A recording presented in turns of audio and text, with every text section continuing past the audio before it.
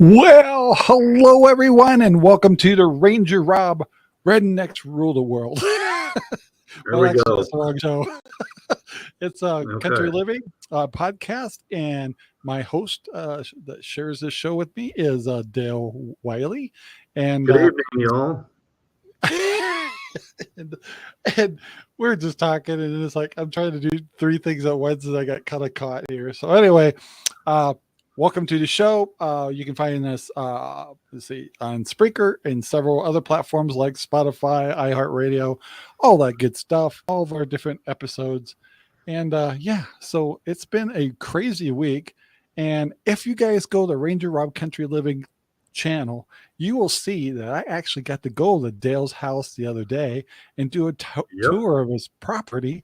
So yesterday's video, it came out, and that's got Dale's place in it. So if you'd like to see the cutest little place, he's really utilized the space in his yard and the whole works. And anyways, some good ideas for homesteading in smaller spaces and smaller backyards and stuff. And yet he's got 2 acres, but the way he did it was just really awesome. So go take a look at that video when you get a chance. You'll enjoy it, and we'll try to do more homesteads like that in the future. Meanwhile, how you doing, Dale? I'm doing well, Rob. How are you? Pretty good. I have a pet peeve today, and I hear got the pet peeve from the gal on Appalachia's Homestead. I don't even know if I'm saying that right, but she was on. What is it? Appalachian Homesteader. Yeah. So she's a sweetheart. She does a great job. I admire her show because she does really good homestead stuff, and at the same time is a prepper, and she definitely plows into her subscribers, trying to get them motivated. She really cares about the people who watch her show, just like you and I. We care about the people who watch our show, and we want them to, when times get tough, to be totally prepared. And she brought up a good point, and I brought it up before, and I'm just going to take the ball and run with it, and I'm sure Dale will too. But right now, I went to Costco today. Costco was stuffed. There was inventory like crazy. The grocery stores have been really full. And one of the comments I was making to Dale is, I get the impression that all these big stores really stocked up. And so, because one thing the gal said on her show was she was noticing the expiration dates are a little close, more closer in than they were before. So that probably means that the big box stores have built up their inventories anticipating that there'll be shortages. So the stores look great. So my point is, and so is hers, was right now, if you go to the stores, you can get what you want. You can get that pasta. You can get your spaghetti sauce. You can get all the things that you'd like to have. And because it really looks like in a few more months, it's going to be a different, things are going to look a lot different. And you'll be really glad that you took the time right now, and you have to do it right now because the stores are looking pretty good, but it's not going to be that way forever. And if I'm wrong, so what? Look what that hurt. We got lucky. Yeah, that's right. So my point is, when you do go to the stores and things are starting to get empty in the shelves and all works, the first thing people tend to do, and you'll see it on the videos and all the stuff, they'll say it's those preppers. They're going in and buying all the stuff out of the store and buying too much stuff and all that. And I'm calling out BS. BS right now. Absolutely. It's not the preppers. We've already got our stuff. We just top off our stuff. So if the stores are bare, it's because of you guys that haven't been listening to us. So that's my point. So what do you think, Dale? Are we nagging too much or what? No. I mean, you're just telling people straight up how it is, and what's going to happen here. And the fact that there is a lot of inventory in the stores right now is a good thing. Right now, I'm just going to tell you people out there right now, you've got less than a year to get it together before it hits the fan so hard we'll never recover from it. And so hear my words, just get out there and start getting your proteins lined up, proteins as much as possible, and then work your way down through your food pyramids. And like Rob just said, I mean, we're just topping off. I'm not going out once, there's kind of a groove you hit, and you get into a point, then you just kind of keep yourself topped off on a thing and rotate your own stock dates and everything like that. But it absolutely, as we move through into the harvest season of this year's crops and everything, and this is not only Ranger Rob telling you this. I mean, there's independent sources out there, easily researched, and all that will confirm that by the end of this year, it's not going to be good for foods. So take a look at all that, and you've got the warning here, and it's not a lot of time. It needs to come pretty quick. Yeah, because I thought the time was getting shorter, but after seeing the stores right now, the stores look really, really good. And by the way, I need to say hello to Jack. And so it really brings it home of saying, guys, you have your opportunity. You have a second chance to build up a little bit of stuff in your pantry, a little bit of stuff for, I can't say fuel. Fuel's going to be expensive, but you can get it. But get all the things you need, a couple of extra things just in case. And I don't care if you're just trying to do 2 weeks worth of stuff. Preferably, you should be a month. And then after that, go for 3 months, and then 6 months, and then 9 months, and a year. But start off with something. So could you imagine if you just didn't have a few things of water and a few things that you can just make food with water, the whole works. And you, an emergency happens.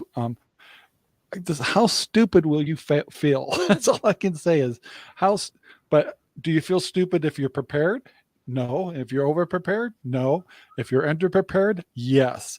Yep. so you're guys, gonna have some problems, and when you hit those problems from being underprepared, those problems just exponentially manifest themselves and become these hydra-headed monsters that you've got to fight off instead of just being able to kick back and say, I got a great bunch of food in here. I'm stocked up.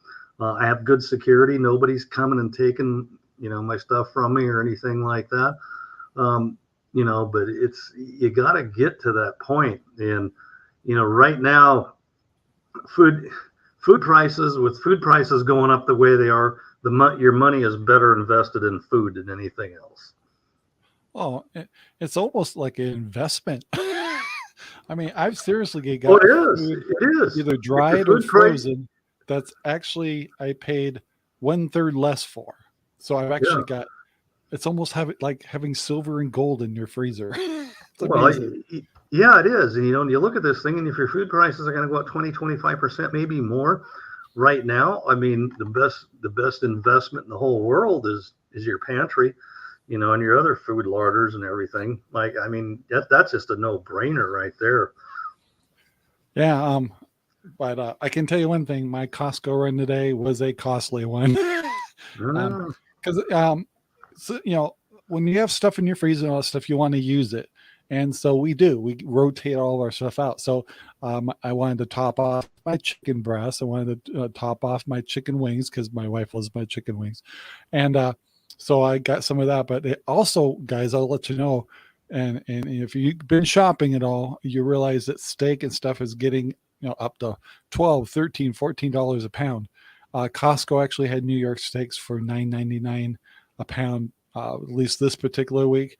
So I like, oh dang, that's pretty good for them. It's not prime, but anyway, so I snagged some of that. So you can imagine my bill today was a lot of meat. I got a little salmon too, and so it hurt. But once again, it's just top off stuff. It's not like I'm buying pallets of anything. I'm just kind of topping off what we use because we rotate through our stock. And I highly recommend if you're going to start stocking stuff, like crackers and things like that, use those crackers. So you want to prep the things you like. So if you got Ritz, let's say you like Ritz, which I do, I'll have like 3 or 4 boxes of it. When I go back to the oldest ones, that's the one we eat there, and eventually replace it as I'm doing my top offs. And so once you're kind of up where you want to be, it's just topping off and rotating. And just And by the way, welcome Mike V. I don't think I've met him yet. Yeah, and as long as we're looking at Mike there, I see his comment and everything. And I mean, stuff living in Hawaii, the weather's great. It's expensive as hell and everything else like that. So outside of that, are you kind of apartment? What do you got going on there? We'll see if we can toss some ideas your way. Yeah. In fact, we're kind of just talking about your scenario, Mike. I have these towers for strawberries, and people have been telling me I'm trying to figure out if they're going to live or not because it freezes here. Well, with your weather, you have the fair weather over there. There's a lot of things you can do with growing that people like us can't do up north, and Phoenix too, and people who are down south. They have their seasons are so different that they don't have the same challenges we do. And I would do anything to have the climate that Hawaii has because you could probably grow year round with no problem. Oh, easily. I don't even think they get over 100, do they? That often? Well, I mean, they do, and they've got good humidity, but I mean, it's almost an equatorial latitude and everything. So your day length's all so damn consistent all year around down there that I mean, how can you miss? You can pretty much guaranteed 12, 14 hours of light a day. Yeah. So, yeah, I would definitely love to. Yeah, I mean, for whatever Mike's got going on, are you patio gardening and prepping in general? I mean, it all kind of ties together and everything. And just because you live in an apartment or something like that doesn't mean you can't stock up on food. I mean, when you have your boys over for beers, they might laugh at your stocks of stuff and everything, but you'll be fine. Yeah, you'll get the last laugh if something happens. Yeah, I tell you one thing: if something happens, I'm not sure if I'd want to be in Hawaii. Yeah, like I said, it's great weather, expensive as hell. Yeah. Plus, they're kind of a military outlet, and they're kind of in between Asia and here, and it's a major port. It's kind of, I'm not sure if I'd like to live there. Like to visit, but that's about it. Yeah, exactly. I've been there a couple of times. I love that area. So, so one of the things we do talk about on here is you folks, we're from Central Oregon, and we live in an area or a community called Crooked River Ranch News. And so I always wanted to do a little tie-in with Dale and I both kind of monitor what's going on. So any great news going on with the or interesting news with the Crooked River Ranch groups?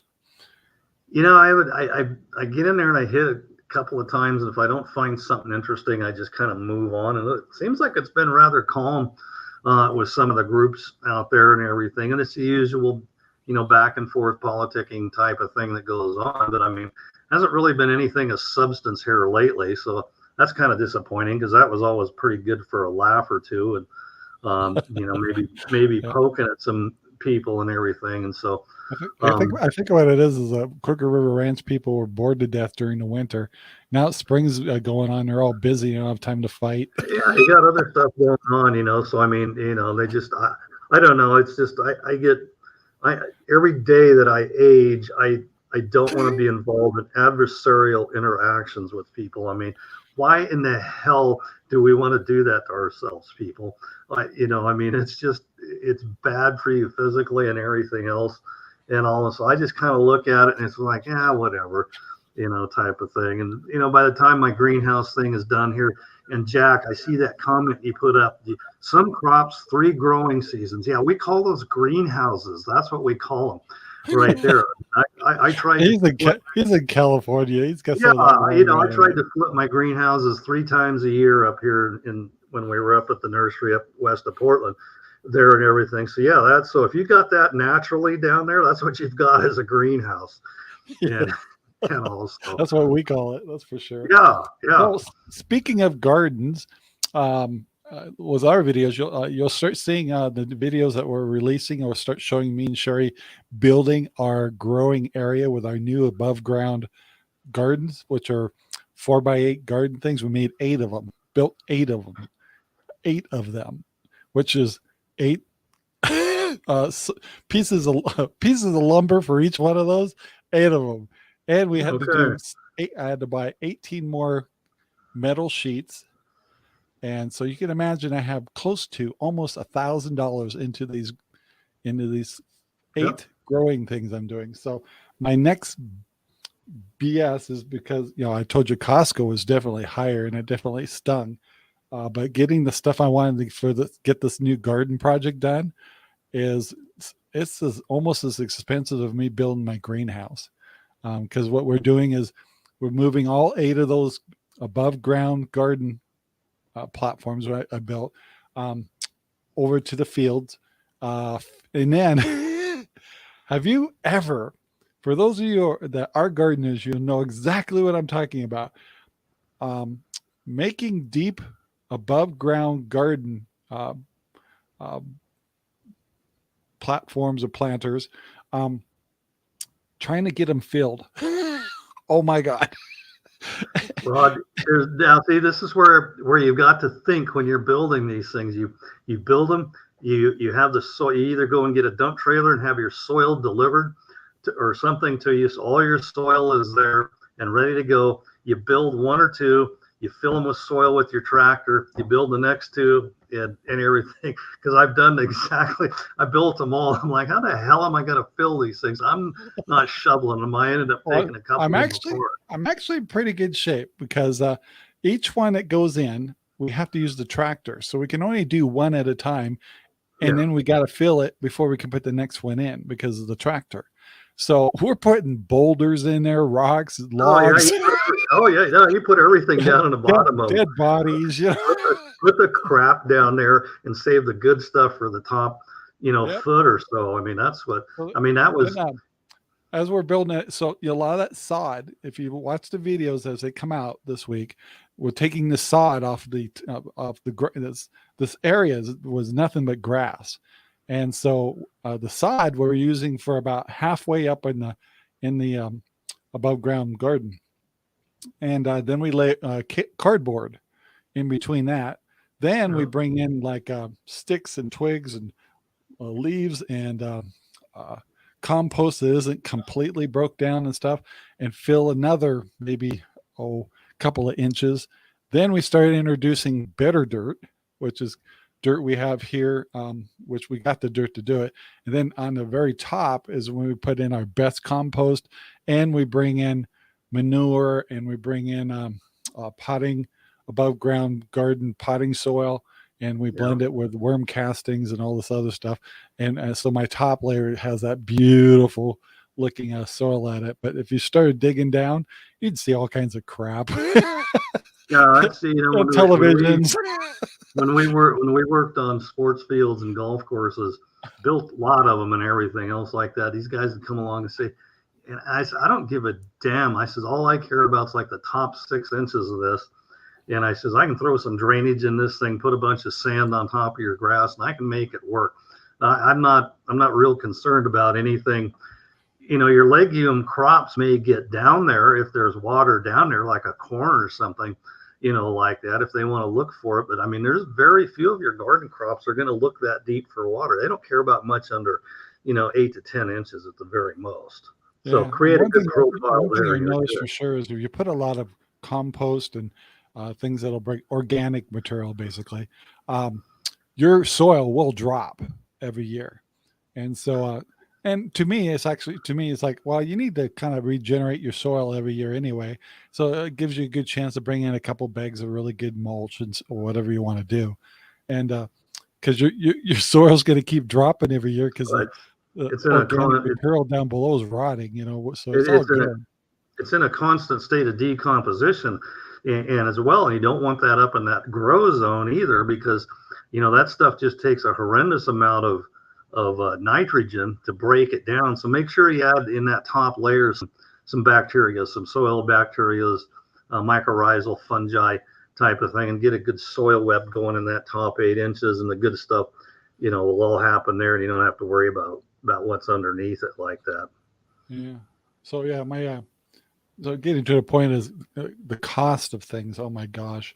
If it isn't food, if it isn't fuel, it's garden materials, the fertilizers. I did get a hold of that 16 you were talking about. Yeah. So I've got a couple bags of that now. I bought some bone meal. So But all that stuff is definitely more expensive this year, people. It hurts. Well, I mean, that bone meal in particular, I passed on doing a second bag of bone meal into my potting mix out here just simply because it was $1 a pound. That's outrageous for a soil supplement builder type of a thing. But I mean, it's kind of like I haven't started potting that stuff up. We're going to start that probably first of next week. So I still may go ahead and put the bone meal on there because I'm a big bone meal fan and everything. But at $1 a pound, that's expensive. What's this? Biden is going to allow fertilizers into the U.S. Well, yeah, it's If we can bullshit get that it. comes out of his mouth every day. That's what it is. Oh, imported from Russia, of course. Yeah. Yeah. It's really tough he's really tough till it gets tough. Now your fertilizer, I watched a guy fertilizing a hay field out by Prineville today, and I just, it's just like money going out there and everything. And it's like, you got to do what you got to do. He's got a bunch of cows you got to feed and everything, so. Yeah, crazy.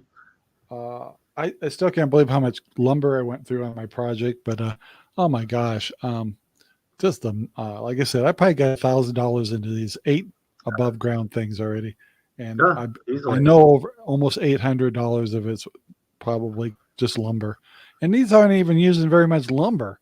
Well, it counts the metal panels too. So, but those went up by $2 each in just a few weeks.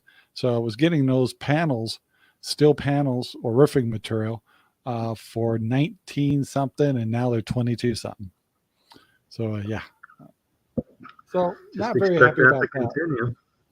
So new problem. And these are I just bring up these discussions and stuff. So, we went and checked out the highly rated Dale Wiley greenhouse. Well, the highly rated Rob Scribner greenhouse doesn't have anything in it because my stuff's hydroponics. But I got these tomatoes, right? And I can't put them outside because we're still getting in the 30s at night. And so I was watching MG or MI Gardener and then some other shows and showing how you can get your tomatoes outside before your freeze dates, up to a month. And there's some techniques where he'll put them outside, put a lot of mulch down, lots of mulch. And then if he knows it's getting cold, he's cutting the bottoms out of milk cartons, the plastic clear ones, and putting those over top the plants. And he'll take the lid off at the top to kind of let them breathe unless there's going to be a freeze. So then what he'll do is put the lids back on that, build up the mulch around the sides as high as he can, then puts another 5-gallon gallon bucket over the top of it on the nights of the freeze. And all of his plants survived. So it's like, well, they should after all that work. I'd be disappointed if they didn't. Yeah, the only problem is I got like 50 plants. It's like, that's a lot of buckets I'd like to buy. That's great if you got 5 or so out there, and that becomes a pain after a while. And it's like, I got some stuff outside. I should pull some plastic over it. I'm not too worried about it. I'm just keeping my greenhouse, warm right now. Tomatoes are a funny one like that. I mean, you're obviously doing extremely well with them, hydroponically and everything else. But mine are just, they're going to be okay. I should have had probably a heat mat on them to get them germinated a little bit faster and everything, because that's one thing I figured out. Tomatoes don't like cold germination, and they will behave that way for a long time. So, don't let me forget, I got to tell you a germination secret. I got somebody here. I'm not sure how to say the name of his shop. Is like Kiwilkie. Anyway, thank you very much for the comment. And we try to be very positive people here.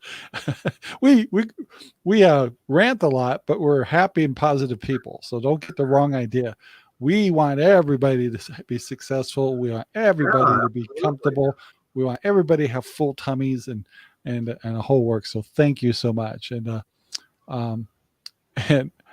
I must be getting a lot of new people here or something. I'm not sure, but thank you for being a beacon of light and comfort to the dark times, Rob. So thank you guys. Haven't had a chance to meet these people, so thanks for the nice comments.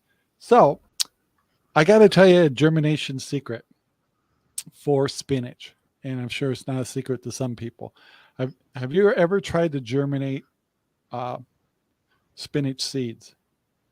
No, my spinach and me just that Oh, it's a tender annual, and never tried it. so very hard to do. So I use the Oasis cubes to do all my start. So I last week you probably saw in my videos that I did some lettuce and I put them in Oasis cubes. They came up great, and I put them in the propagator. Right next to that was a whole bunch of spinach. Not one of them came up. It's like crap. So I know this technique, but I've done it before. So I went and got on YouTube because that just makes me an expert, right? So anyway, it turns out they suggest that you take a paper plate, put a paper towel, and you take like 2 cups of water and 2 teaspoons of hydrogen peroxide and add it to the water. And then soak the paper towel, put your seeds on it, spread them out, and then put another paper towel over top of that, wet that down, cover the top paper towel with another paper plate with another upside down paper plate, and let them sit for 36 hours. And it worked. They Oh germinated. pre-germination stratification of the outside seed coat by the hydrogen peroxide just weakens that outside seed coat, and boom, it's just gone. Yep. You know, So like I that. officially I recorded it today, but you won't see it for 2 weeks in my videos. But and then once they germinate like that, then put them into the Oasis cubes and just do your normal thing after that. But they do not want to break that shell. So I'm not sure No, what that, are, there's other plants out there probably have the same problem. I don't know what they are, but spinach is one I've always fought with. I cannot get those started.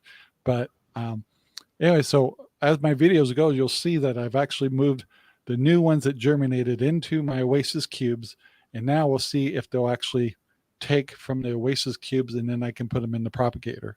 Now, my propagator is hydroponics, people. So if you hear me here use that word, some of you people go, "What he's talking about?" But that's how I start my seeds here. So anyway, but it was kind of neat because I've seen this before and I've done it before, but I kind of forgot about it.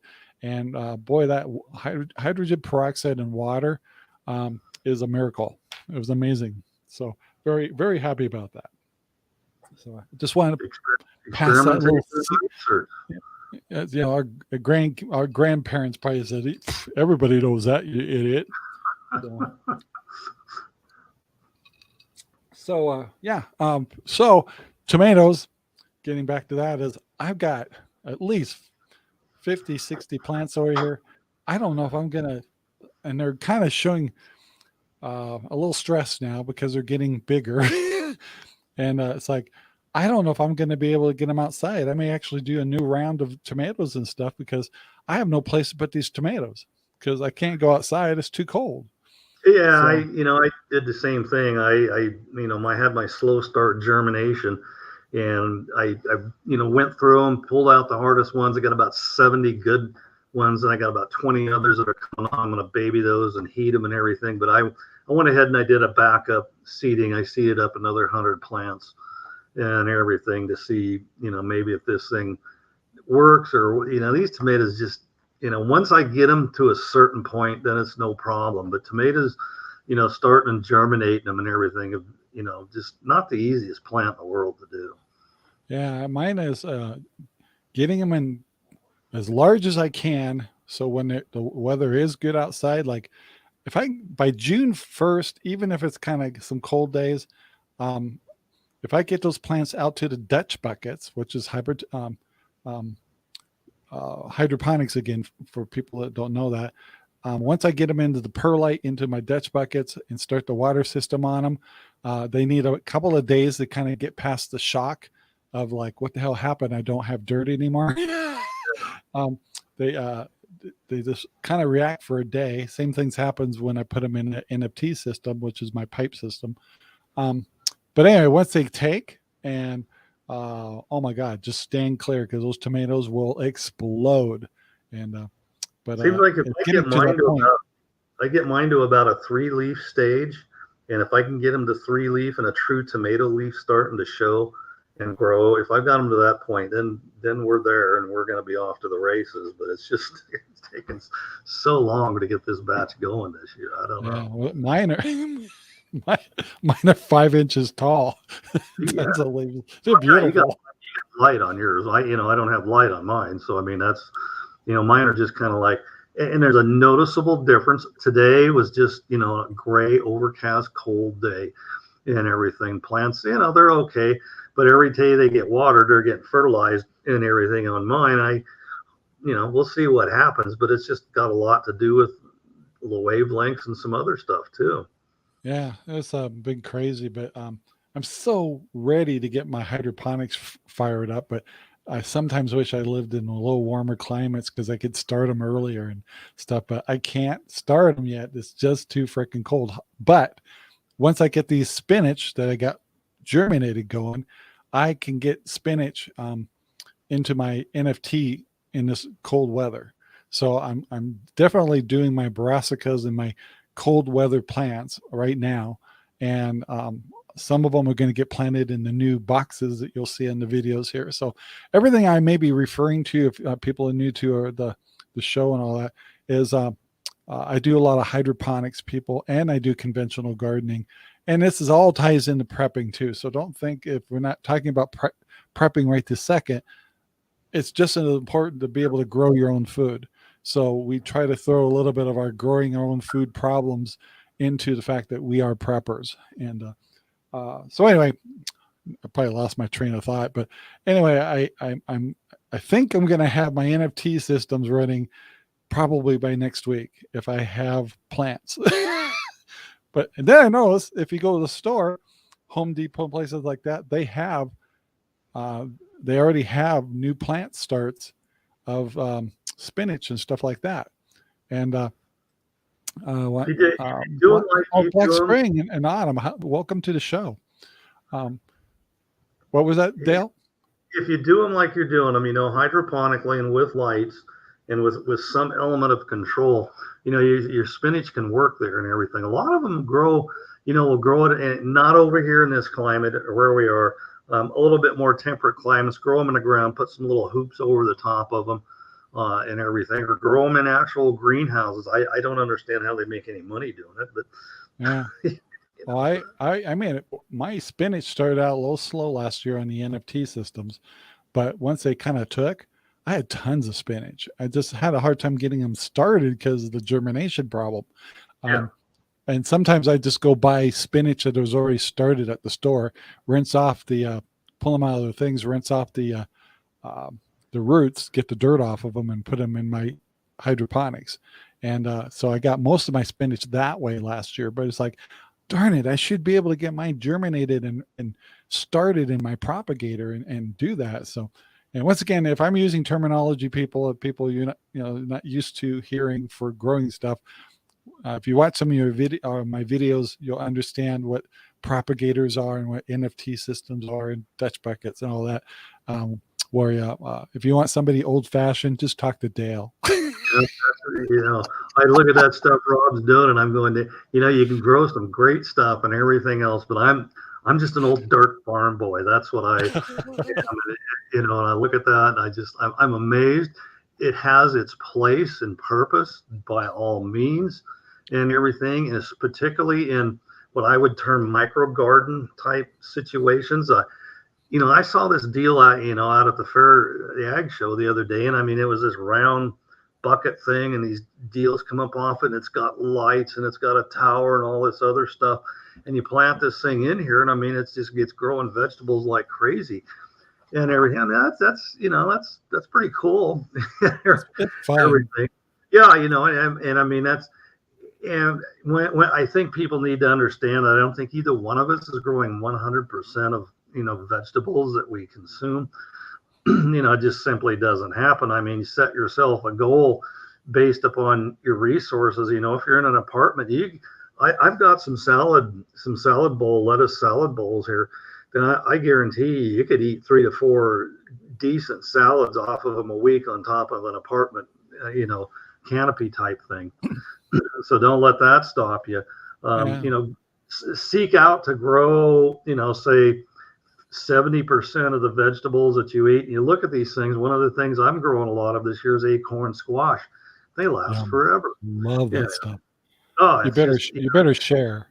oh, I will. And we're actually going to grow them up on some wire and everything. So big experiment. We'll see what happens. Yeah. You know, So you know, here's something you probably know this already, but I want to kind of put it on the show. So I grow lettuce like crazy in hydroponics. I can I can take a hydroponic plant and get it to full size within 21 to 30 days easy. it's And that's amazing. amazing. Yeah. However, when you're using hydroponics, you tend to grow the whole plant to full size, which means they'll take up about a foot. Like it's like square foot gardening. It'll take about a foot of space. And so if you have 100 acres and you're planting lettuce that way, like head lettuce or anything like that, it's easy to do. But if you don't have much room and it just doesn't make sense. So you guys know I got these new 4x8 above ground garden I'm doing. And so I know you know this technique, Dale. So I just want to describe it. So I'm going to put rows in widthwise, not lengthwise, across 4 inches apart. Zip, zip, zip, zip, zip. And then I'm going to take my seeds. Let's say it's uh, any kind of lettuce you want, and you just sprinkle it through the whole row. You don't even have to do the spacing. Don't worry about spacing. And let's say you do iceberg in the next one, you just put all down that 4 foot row, and then next one might be the purple kind of a lettuce. And you do the same thing, spread it out all the way across the 4 feet, and then you can do another one of black seed lettuce. You can do whatever you want, and you don't worry about the spacing at all. Cover them up, start letting them grow, and this is what happens. When they're grown like that, first of all, they won't get as big, because once they start growing and they, let's say root wise, when they start to meet each other in the roots, instead of crossing, they're going to go down. So it's really important that you do deep water sprinkler or watering to your feeder that way, because your plants are going to be going down deeper to get their water and nutrients. Second of all, when they're starting out like that, they will naturally knock out the weaker plants. So the spacing will happen all by itself. So you don't have to worry about the spacing when you're doing the 4 feet across, right? And then eventually across your whole planter box, 4 foot by 8, the whole thing will be nothing but lettuce. Beautiful colors, all kinds of different lettuces. So all you have to do is, what's nice about this as opposed to hydroponics, what I'm doing is I don't have to wait for a full-size plant. These are all you'll be going in, cutting off about a 1 foot block of any flavors you want, throw it in a bowl, and you got dinner. 1 week later, that same spot will be all but grown back. And you can do that 5 or 6 times, and you have a full buffet of lettuce for at least maybe 2 months. Yep. So that's what's really awesome about it. Now, hydroponics, I can get away with different seasons and go into but in the planter boxes, I'll have lettuce to my disposal of all flavors I want for at least 2, maybe if I'm lucky, 3 months. But probably when it starts getting hot, eventually I'll have to rip out that whole thing and plant something else, because the hot weather will start making everything bolt. So anyway, that's the new technique I'm doing. Now, it's not a new technique, but it's a new technique to me. And people can do it in their homes, whether you live in an apartment or not. Just get a little 2 foot by 2 foot thing and put all kinds of different lettuce in there, let it grow, and just cut off, the leaves about that high, leave about 2 inches or so at the bottom, cut off what you want, eat it, and about a week later, all that's grown back. And so you can do that in an apartment porch, and you'd be set to go for having all kinds of lettuce and little goodies for your household. And I'm just trying to urge people, grow. It's not only fun and fascinating and practical, it's amazing trying these different techniques, um, just to make it fun and challenging. So if you like hydroponics, go try it. It might just be fun. And at the same time, the benefit is you're growing something. And maybe you want to do the little batches of different kinds of lettuces and do it right off your porch and have a blast. Or to use the towers, like we use grow towers, put that on your porch in your apartment or your townhouse. And you could have strawberries and all kinds. You can do Swiss chard, all kinds of neat things. And so what we're trying to do is get you guys excited about this stuff. And if you're bored, if old fashioned planting or growing is boring to you, try these other techniques. It's just a kick in the butt. So there, from an old man. Whatever works for you. I mean, people got to figure that out. Like I said, those hydroponic towers and everything else, they definitely have a place in small scale gardening, and as noted in the video, and I think Jack pointed out too, the layout of my place, is a backyard. It's tight. But believe me, I've farmed lots of acres at a time. It comes with a lot of more headaches, and I've had 100,000 containers out there with plants and everything else. And I mean, it gets to be a handful after a while. And so you scale these things down, and you look at specific things that, maybe even you could trellis some stuff. You could trellis some squash or something like that off some bigger pots, and just different things, and what your yields are going to be. You might not be able to do root crops, like carrots and potatoes or something, along that line, but you're going to have something that's going to change your menu up just a little bit. It's not going to provide you everything, but it's going to change your menu up. It's going to save you a few bucks in the process. And the big thing is like wintertime was really important. So just to try things out. So this time of year is the best time to do brassicas. They can handle a few freezes and stuff like that. So that'll be your broccoli. That'd be like your beets. That'd be like cauliflower. Kind of thing that it can handle the cold weather. Even lettuce. And beets would be a good one, but my wife doesn't like beets. They say they taste like dirt. So it's like, I heard there was another alternative plant called turnips. You guys know what turnips are. I never had one in my whole life. So I went and bought turnips just to see if I like them. So I bought 2 turnips. I cooked them last night. And I followed a couple of recipes that I thought would be good on YouTube because, I'm a YouTube expert. And oh my gosh, they were delicious. Oh my gosh. And by the way, the recipe I use, guys, is boil them just like you would potatoes. Put a couple of hunks of butter in there, salt and pepper. And then the secret little thing that this old grandma thing showed us was put a little brown sugar on them. Mix them all up, and they were delicious. Oh my gosh. And my wife loved them. So I wanted to do beets, but my wife doesn't like beets. So turnips is something she likes. So and they're a great winter or early spring crop. So I'm going to plant turnips because I know we'll eat them. So you never want to grow something you don't like. So that's just stupid. So anyway, I'm looking forward to actually trying turnips for the first time, growing them.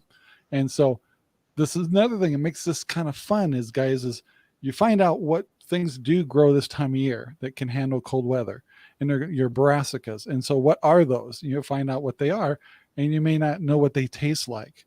Well, go to the grocery store and buy some and try them, and see if you like them.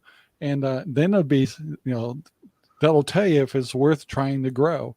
There is things right now with this cold weather we got that we can grow right now. And I'm excited. Radishes, we could do all kinds of stuff. And so that's what we're doing. And I'm all excited about it.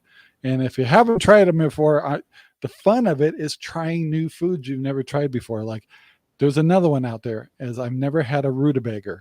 Root of something. Anyway, so I'm going to go buy some rutabagas. What do you call them? I didn't know you were British, Rob. Have you ever noticed how the British can't do a short A vowel at the end of the word? They convert it into an R. Rutabaga. Rutabaga. Yeah. Okay. Anyway, I'm going to go buy some of those, try them, see if we like them, and I understand that those are a good early crop to grow. So anyway, I'm just kind of pointing out the fun and the challenge of growing things. And if you've never grown certain things, well, go find out if you like them, and if you do, grow them. And so anyway, I hope that the energy that Dale and myself put into uh, wanting to grow things is not just for growing things. It has everything to do with prepping. And someday, Dale and I and others, we may have to rely on what we can grow in our yards. We may not be able to grow everything, but um, I mean, gosh, if I'm not starving. Let's put it that way. I'm not starving. no, me either. And there's so many certain plants that you want to grow that'll actually fill your tummies. Like, you know, if you grow just radishes, that's not going to fill your belly up. Grow some potatoes. There you go. That's going to fill your belly. Now you're getting into good food storage and cropping. Look at that. Look at that one right there. We talked briefly. Acorn squash is another one. I love it. It's great. It yields out really well. You can trellis it and grow it teepee style or something like that. I'm looking for volume. I want the maximum amount of calories coming from easily grown and managed crops. Those beds of lettuce, like you said, I mean, people realize, I mean, you're going to eat some good, you get a good lettuce mix. And I've got a couple, I don't know, I got 1,000 of them growing out here probably right now and everything. It's just an awesome mix. And we just keep harvesting it, do it over again. When it bolts, we pull it up, throw it to the chickens and move on to something else. Yep. So you always look for what's going to yield, the most for you in any garden situation as to what you've got. Look at how much effort you have to put into it physically in everything, staying within your limits like that. So analyzing what you're growing and how you're going to grow it is you can spend all winter doing it, and then you'll have a pretty good cropping plan, by the time spring comes around. That's one thing I want to do in the next shows. Maybe we should talk about some of the top things to grow for preppers that would give you the most bang for your buck. And so, like, for example, a potato. And that's also why I'm interested in beets and turnips. Turnips have they're a very hardy plant, and you can grow a lot of them and very easy to grow and get a lot of volume. And they have a good shelf life. Yeah, they're root crops, so they're gonna hold right in there. Your root crops are gonna do that for you, and it's a special place. I don't eat too much of that kind of stuff and everything, but I would call your rutabagas and some of the other stuff a pretty high yielding thing. I don't know the caloric values or anything else like that, but that's stuff right there. And kind of along with what you grow is deciding what level are we going to grow at? Are we just going to grow for our own fresh market to go out there and pull this stuff up? Or are we going to get into some kind of preservation scenario as far as preserving and storing the food, which is a whole, there's 20 different ways to do that. That's a whole nother thing. And that goes in with your decision making, the resource, time, availability, and everything else to decide what you are going to grow. Yeah. So before I forget, for anybody that's in my local area watching this show, I sometimes I get really good market on my eggs and I sell a lot of them, and then it kind of slows up for a little while. I am overrun with eggs, which the eggs are taken care of properly. They're all consistent. I use one purebred kind of chicken. They're brown eggs, very large. I don't use mixed up chickens and all that stuff. We have very clean and refrigerated eggs and stuff. Guys, I got way too many eggs right now. So if somebody needs some eggs, contact me through Facebook, and we'll make arrangements to get some eggs to you, because I have tons of eggs, and I was trying to even pawn some off on Dale, and then I found out he had chickens. But and next week I may be out. I mean, people just come by. Like we sold like 6 dozen a couple of days ago. And then all of a sudden it just dries up, and then the eggs start building up, and we're feeding the pigs eggs right now. The dogs get an egg every day. We're eating eggs. Oh my gosh, we get so many eggs right now. So, It's the highest producing. The chickens responded to that little thing that happened here. What was it, a couple of weeks ago, the vernal equinox, where that day length now becomes longer than nighttime, and off they go to the production races and everything. And even our lazy bunch of chickens kicking out an extra egg a day right now. So that's a good thing. Yeah, I got tons of them, and my eggs. I'll tell you, my eggs. I think are high quality, good dieting, protected chickens, and our chickens are all purebred. So I don't have mixed chickens or anything. So anyway, they are great eggs, and they're gigantic. Anyway, so if you guys want some good eggs, there you go. Give me a note, and I'll find a way to meet up with you. So I've got plenty to make sure my animals are getting a lot of it. Sherry and I are eating them like crazy, but right now it's just I'm having this little time factor where I've got a lot of eggs right now. So if you're on Crooked River Ranch or Central Oregon or Redmond area or Terrebonne, whatever, give us a holler. We'll get some eggs to you. So yeah, share the bounty. Throw that in there. You know, the other thing I should do, I never do this. You know, we are a show. So I got to let me see if I can find it. Yeah, here we go. So I got to play a commercial. So here we go. After years of research and countless hours of R&D work, teams were assembled, research was presented, and the idea was put out to the public. If this could be done, the world would be amazed. Outdoor life would be changed forever. Hiking, vacation, and camping would never be the same. They got the work, they started designing, they made the product, and it's here today just for you. Yes, Ranger Rob poopy bags are finally here. They're bigger, deeper, smell like lemon, and strong. Available at Amazon at low cost and free shipping. Yes, sirree, Bob. You've got to have your Ranger Rob poopy bags. I absolutely never would have guessed that's where we were going with the lead in on that whole thing. Never. I wondered where the hell's he going with this, and then all of a sudden, then it became obvious. They're lemon scented and strong. Yeah, okay. And they are lemon scented, and they are strong, and they're awesome bags. And always keep them in your back pocket, even if you don't have a dog. Oh my gosh, I use Ranger Rob poopy bags for everything. Oh my god, it's like sometimes I go out and go, damn, I forgot the egg, bring the egg thing out, pull out a poopy bag, get my eggs. I'm always using them. Whatever it takes. Yep. Let's see. What other pet peeves do you got going on this week with prepping or growing? I know we've been talking about my problems pretty much.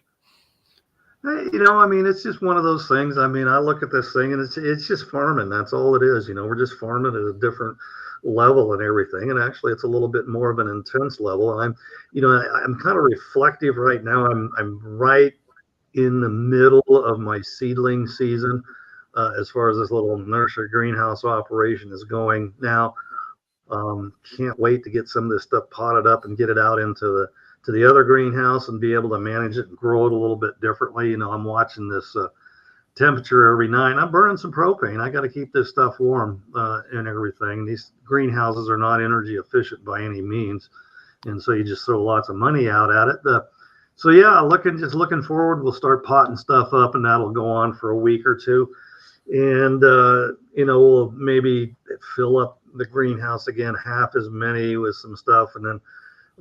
For me, this is all scheduled to be done and over with by the second week of June and everything. So that's kind of what I'm leading up to at this. Man, my June, July, and August it's insane.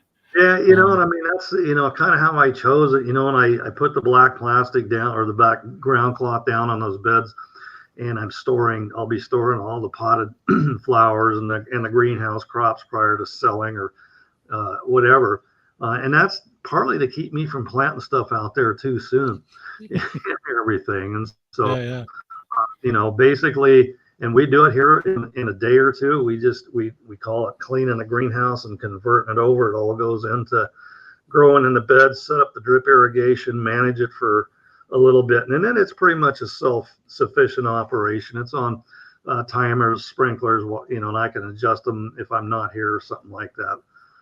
And also, yeah, it's just, it's a little phase in the spring that I want to deal with and make a little bit of money and help some people out and get them growing and getting them eating some good food and everything like that. I'm hoping to be side by side with you on some of that selling stuff. Oh yeah, no, I'll give you the outline and stuff on what we're doing down there and everything. And then basically for me, by the 10th of June or so, I want to be hooking up to my RV and heading out for, a little bit. That's the idea anyway. We'll see. A friend of mine sent me a picture of $9 a gallon diesel in Sacramento. So yeah, So by the way, I stopped at Terrebonne. This guy, there's a steel boat out there. It just keeps catching my eye. And when they're at the auto part or the auto repair place. Yeah. Anyway, I scoped it out. Guy came out and goes, "Oh yeah," he told me all about it and stuff. And I'm a little excited about. I'm kind of thinking about it. I used to have a custom well just like that. And yeah. It'd be so nice to be able to go to Bullet Billy. Should I could go catch a couple of bull trout, but those days may be gone. I may not be able to do that anymore. But and by the way, thank you, Jack, for wasting the time for us. Yeah, you're supposed to be able to do that more as you get older. I'm trying to figure out how that's working. I'm gonna make a little better try at it this year than I did last year, so we'll see. Yeah, my RV is not leaving the yard this year. It's just not going to happen. And so I may as well just face it. I think it's more of a guest house for now. But, whatever, it works that way. Yeah, but anyway, see what else is going on next week. I want to talk a little bit about what's really good crops to grow, and then I'm sure Dale always comes up with some good ideas. We didn't get to do the hat thing today. Oops. I know. We have about 2 minutes. Okay. Do you have your hat nearby? Uh-oh. Do. This is the prepper situation hat. Oh my gosh, that's a lot of bare skin. I went ahead and I pulled one out. You're not going to believe this. I told you there was some, dark stuff, and I told you there was some blessings and stuff. And so the lottery ticket that you bought at the store last night won you $1,000. Nice. So, yeah. What do you go buy some preps, people, when that happens? Yeah. Or go buy some silver and gold, or buy 8 ounces of silver and then go get some prep stuff. Yeah. Convert it, whatever. It's a blessing, man. You don't need another big screen TV. For sure. But hey, we're gonna wrap it up here, and because I always push it to the limit. But great show once again, Dale. I appreciate you being on and being a partner host with me, and I will do it again next week. And I know we got a couple of things we need to talk about. One is getting more out of our preps, and whatever else we come up next week. And of course, in the news, all we have to do is wait a couple of days and we'll have something to talk about, because it's just ever changing. It never stops. Yeah, it's pretty insane. So any last words? No, y'all just keep prepping. Go buy proteins. Do it now. Get it done. You'll feel better. There's not enough time in the day to get all the things I need to get done. I need Dale to come over and help. All right, guys, we'll talk to you later. Thanks for watching. Until next time, make sure that you're filling that pantry up. Absolutely. Take care. Thank you very much for watching our video. Please take the time to like, subscribe, and share our videos all over the whole wide world. Thanks.